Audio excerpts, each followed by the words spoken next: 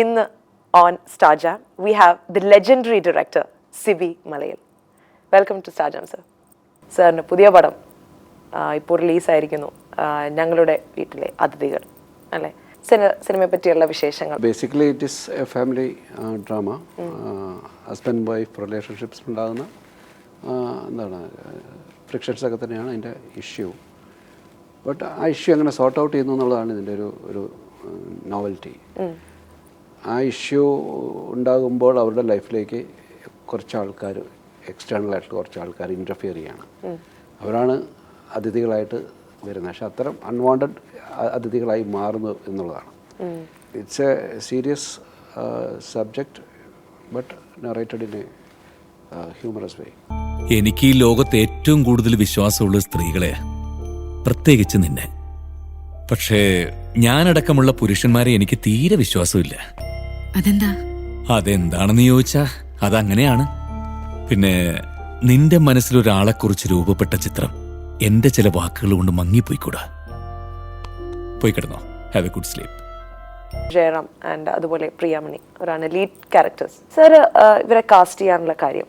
ജയറാമിന് വളരെ ഫിറ്റിംഗ് ആയിട്ടുള്ള ഒരു റോളാണ്. ഏജ് വൈസ് അയാളുടെ ഇതുവരെ ഉണ്ടാക്കിയ ഒരു ഇമേജ് വൈസൊക്കെ ഒരു ഹസ്ബൻഡ് ക്യാരക്ടറിന് ഹീസ് സ്യൂട്ട്സ്.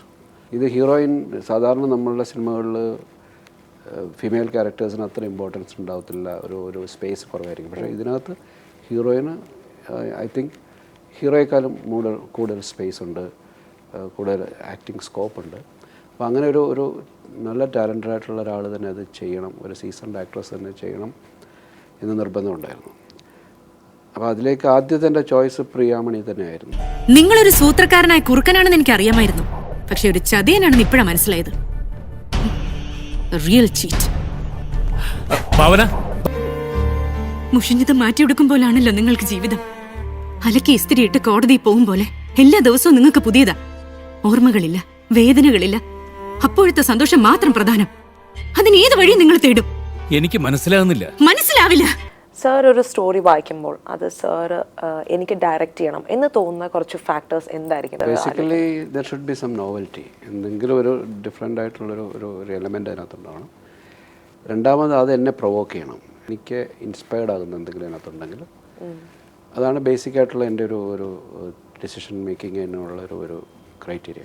കൂടുതലും സാർ പ്രിഫർ ചെയ്യുന്നത് പ്രോബബ്ലി കുറേ നാളത്തെ എക്സ്പീരിയൻസ് ഉള്ള ആക്ടേഴ്സ് ആണ് സാർ ഫേവർ ചെയ്യുന്നത്. അത് എനിക്ക് തോന്നിയതാണോ? അത് സത്യമാണ്? ട്രൂ. ആക്ച്വലി നമ്മുടെ ഈ ന്യൂജൻ മൂവീസിൻ്റെ ഒക്കെ ഒരു സ്റ്റാർട്ടിംഗ് എന്ന് പറയുന്നത് എൻ്റെയൊക്കെ ഒരു മൂവിയിൽ തന്നെയാണ്. എൻ്റെ അപൂർവരാഗം എന്ന സിനിമയാണ് അതിൻ്റെ ഒരു സ്റ്റാർട്ടിംഗ് പോയിന്റ്. ഏകദേശം ആ സമയത്താണ് ഇത്തരം സിനിമകളും ന്യൂ ആക്ടേഴ്സ് വരുന്നത്. അപ്പോൾ അതിനകത്ത് 3 പേര് ഓൾമോസ്റ്റ് മേജർ റോൾ ചെയ്ത 4 പേരും പുതിയ ആൾക്കാർ തന്നെയായിരുന്നു.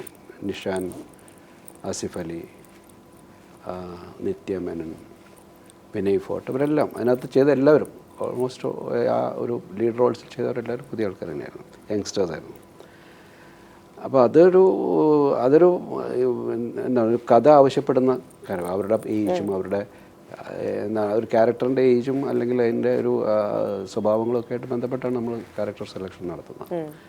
ഇപ്പോൾ ഈ മൂവിയിൽ എന്തായാലും എനിക്ക് ഒരു യങ് ജനറേഷനിൽ ഒരാളെ കൊണ്ട് ഈ ഹസ്ബൻഡായിട്ട് ഇത്രയും ഒരു മെച്യൂർ ക്യാരക്ടർ ചെയ്യാൻ പറ്റില്ല. So that depends on the story and the requirements of the character. സാറിൻ്റെ മനസ്സിലേക്ക് റഷ് ചെയ്ത് വരുന്ന ഒരു ഫോണ്ടസ്റ്റ് മെമ്മറി, ലോഹിതാസ് സാറുമായിട്ടുള്ള ഒരു മെമ്മറി ഞങ്ങളുമായിട്ട് പങ്കുവയ്ക്കാം. പെട്ടെന്ന് വരുന്നത് ഫസ്റ്റ് മീറ്റിംഗ് തന്നെയാണ്. ഫസ്റ്റ് ലോഹിതാസിനെ എനിക്ക് ഇൻട്രൊഡ്യൂസ് ചെയ്ത് തിലകൻ സാർ എന്നെ ഇൻട്രൊഡ്യൂസ് ചെയ്ത് എൻ്റെ അടുത്തേക്ക് അയക്കുമ്പോൾ ഞാൻ പാലക്കാട് ഒരു ഹോട്ടലിലാണ് വന്ന് ഇയാൾ വരുമെന്നറിയാം. ബെല്ലടിക്കുന്നത് തുറക്കുമ്പോൾ നിൽക്കുന്നത് ഒരുപാട് ദൂരം യാത്ര ചെയ്തൊക്കെ ഇങ്ങനെ അലഞ്ഞു വന്ന ഒരാളുടെ രൂപത്തിലുണ്ട്. ഡ്രസ്സൊക്കെ കുറച്ചിങ്ങനെ ഷാബിയായിട്ട് അങ്ങനെ വന്ന ഒരാളാണ്. അപ്പം അദ്ദേഹം പിന്നീട് എന്നെപ്പറ്റി, ഞങ്ങളുടെ മീറ്റിങ്ങിനെ പറ്റി പറഞ്ഞത്, സിബിയെ കണ്ടപ്പോൾ ഒരുപാട് മഴയുള്ള നാട്ടിൽ നിന്നും വരുന്ന ഒരാളെ പോലെ വളരെ കൂളായിട്ടുള്ള ഒരാളെയാണ് കണ്ടത്.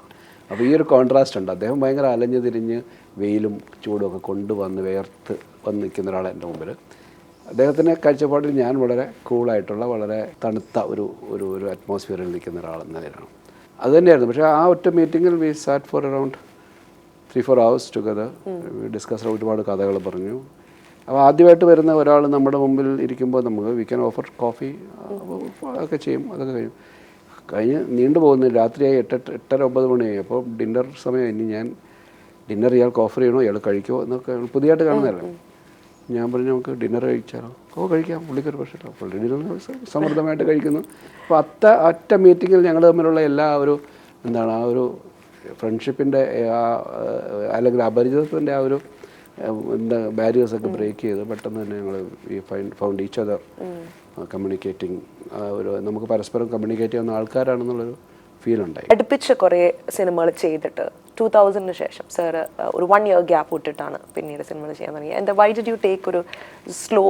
ഞാൻ അങ്ങനെ എടുത്തതല്ല, എന്നെ വേണ്ടാതെന്ന് തോന്നിയതുകൊണ്ടായിരിക്കാം. നമ്മൾ ഇൻഡസ്ട്രിയിൽ നിൽക്കുമ്പോൾ നമ്മൾ സക്സസ്ഫുൾ ആകുമ്പോഴത്തേക്കും വിൽ ഗെറ്റ് കണ്ടിന്യൂസ് ഓഫേഴ്സ്. നമ്മുടെ മൂവീസ് ഫെയിലർ ആകുമ്പോഴത്തേക്ക് അതിൻ്റെ ഒരു ഗ്യാപ്പ് കൂടി വരും. അത് തന്നെയാണ്, ദാറ്റ് ഇസ് നാച്ചുറൽ. നമ്മളതിനെ വേറൊരു ഇത് വെച്ചിട്ട് ഞാൻ ഗ്യാപ്പ് എടുത്താണ്, ഞാൻ മാറിയെന്ന് പറയുന്നില്ല. I am always there to do movies. പക്ഷേ വെൻ വി ആർ നോട്ട് എന്താണ് സക്സസ്ഫുൾ ആയിട്ട് നമ്മൾ തോന്നുന്നപ്പോൾ ആൾക്കാർ നമ്മളെ അവോയ്ഡ് ചെയ്യും. That is quite natural. സാറിനെ ഏറ്റവും ഇൻഫ്ലുവൻസ് ചെയ്തിട്ടുള്ള ഒരു വ്യക്തി? അങ്ങനെ ഒരാളെ പർട്ടിക്കുലറായിട്ടൊന്നും പറയാൻ പറ്റില്ല. പക്ഷേ ഒരുപാട് ആൾക്കാർ ഇപ്പം ഒരുപാട് ഏരിയാസിൽ ഡിഫറെൻ്റ് ആയിട്ടുള്ള ആൾക്കാരുണ്ട്. ഇപ്പം ഈ സിനിമയിൽ എനിക്ക് പെട്ടെന്ന് തോന്നാവുന്നത് ഒരു മോഹൻലാൽ എന്ന് പറയുന്ന ഒരാളുടെ ഒരു ക്യാരക്ടറിൻ്റെ ഒരുപാട് ഒരു ഷെയ്ഡ്സ് ഉണ്ട്. ഇപ്പം നോർമലി നിൽക്കുമ്പോൾ വളരെ സാധാരണക്കാരനായ, വളരെ നോർമലായിട്ട് സാധാരണക്കാരെന്ന് വെച്ചാൽ വളരെ നോർമലായിട്ടുള്ള ഒരു ആക്ടറാണെന്നോ, അയാൾ ഇത്ര വലിയൊരു ആളാണെന്നോ അല്ലെങ്കിൽ ഇത്ര വലിയ ടാലൻറ്റഡ് ആയിട്ടുള്ള ആളാണെന്ന് തോന്നിക്കാത്ത രീതി നമ്മുടെ ഒരു കാഷ്വൽ ഫ്രണ്ട് എന്ന നിലയിൽ നമ്മൾ ബിഹേവ് ചെയ്യുന്ന ആൾ നെക്സ്റ്റ് മൊമെൻറ്റിൽ when he comes before the camera is a different person. നമ്മളെ അത്ഭുതപ്പെടുത്തുന്ന പെർഫോമൻസ് കഴിഞ്ഞിട്ട് ആ ഷോട്ട് കട്ട് ചെയ്ത് ഇവിടെ വന്നാൽ is A very normal person. അപ്പോൾ അതിൻ്റെ ഹാലോസ് ഒരിക്കലും കൊണ്ടു നടക്കാത്ത ഇത്ര അയാൾക്ക് ഉണ്ടാകുന്ന ആരാധകരുടെ അല്ലെങ്കിൽ അയാൾക്ക് ഉണ്ടാകുന്ന ഫാൻ ഫോളോയിങ്ങിൻ്റെ അല്ലെങ്കിൽ സ്വന്തം ടാലൻറ്റിനെ കുറിച്ചുള്ള ഒരു ഭാരമൊന്നും കൊണ്ടു നടക്കാത്ത ഒരാളാണ്. Very simple. അങ്ങനെ ഒന്നും പ്രത്യേകമായിട്ട് ഒന്നിനെയും ഓവറായിട്ട് എക്സൈറ്റഡ് ആകാത്ത ഒന്നിനോടും. എന്തുണ്ടായാലും നമ്മളാണെന്ന് നമ്മൾ നിൽക്കുന്ന ഒരു നിലപാട് തറയെന്നൊക്കെ പറയുന്നില്ല. നമ്മൾ നിൽക്കുന്ന സ്ഥലം എപ്പോഴും നമ്മുടെ കാലിൻ്റെ അടിയിൽ ഭൂമിയാണ് എന്നുള്ളൊരു ബോധ്യം എപ്പോഴും ഉണ്ടായാൽ മതി. സാർ അത് പറയുമ്പോൾ പെട്ടെന്ന് എനിക്ക് ഭരതമിലെ ഒരു സീനാണ് ഓർമ്മ വരുന്നത്. അതായത് അവർ പോലീസ് സ്റ്റേഷനിലിരിക്കുന്ന വിത്ത് ഉർവശിയായിട്ടിരിക്കുമ്പോൾ ഗാർമെന്റ്സ് കൊണ്ടുവരുന്നതായിട്ടുള്ള ഒരു സീൻ.